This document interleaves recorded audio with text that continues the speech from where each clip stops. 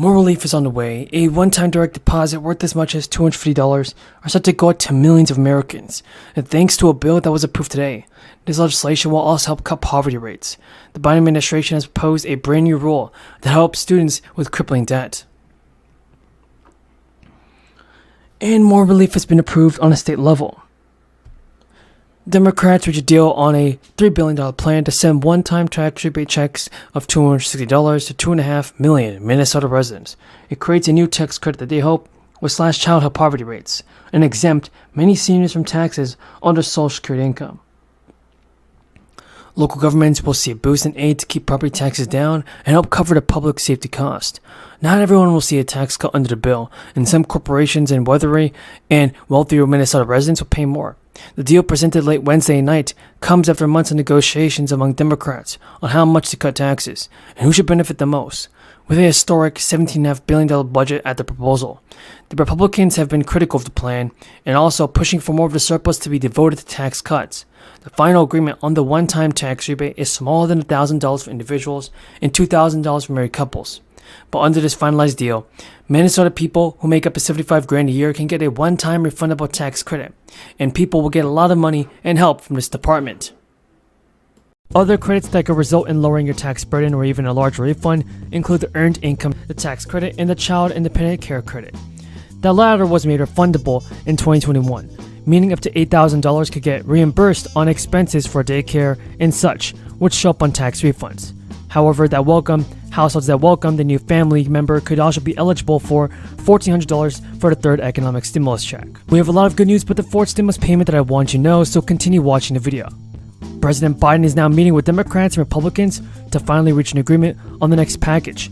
Americans are urging President Biden to sign a new executive order that would allocate billions of dollars towards a fourth round of payments. So, we have some good news.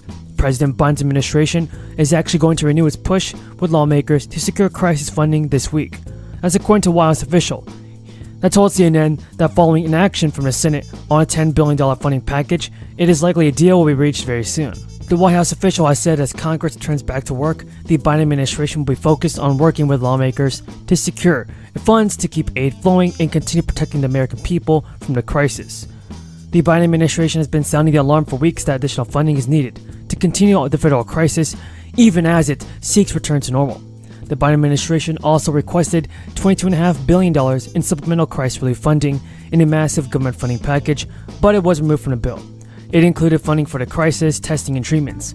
Negotiators were able to reach an agreement on a scaled-back $10 billion package, but Congress left Washington earlier this month without passing a bipartisan bill amid a disagreement over some policies. The inaction before the break marked the second time a deal on a crisis relief package has been scuttled over in just over a month. In March, a $15.6 billion package has been negotiated on by the House Representatives and Senate leaders, but it collapsed because people couldn't agree on how to pay for it. And one of the major promises made by President Biden's election campaign was landmarked the decision to cancel student debt. Over a year into the presidency, and nothing has happened of that sort. It has been proven to be a major stumbling block for the Democrats as they approach the midterm elections in November. After canceling much of the crisis-era spending plans, voters who are not inspired to vote for the Democrats and a large-scale defeat is extended.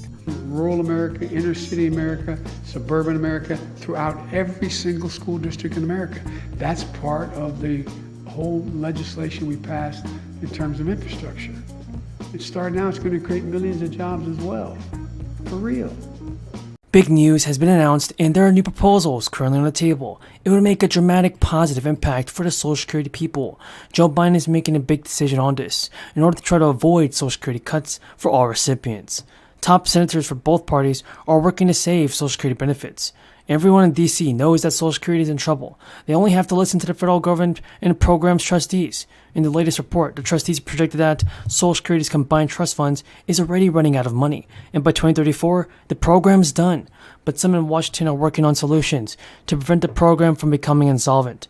One of them, Senate Republican Bill Cassidy, recently revealed what he called a big idea in a webcast hosted by the Bipartisan Policy Center that could roughly save 75% of the program's projected shortfall.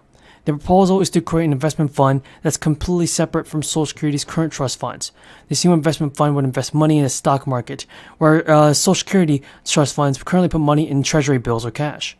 Now, what I mean is that he called Social Security's current approach the Silicon Valley Bank of pension funds, a reference to the failed bank that was acquired by the First Citizens Bank. He argued that this federal program is the worst investment strategy you can have right now. The separate fund isn't really a new idea, though, because he pointed to other funds, including the Canada Plan and Ontario Pensions Plan for teachers, that were in bad shape financially but became solvent by using a market-based strategy. There are some details remaining to be worked out. For instance, some people think the proposed plan will be a gap stop to guarantee that if they won't lose money if the stock market underperforms. Cassie said the participation is now needed from both Democratic and Republican leaders to take action for Social Security. Even though the President and Congress have limited options for preserving Social Security, they can either raise additional money, reduce benefits, or do both.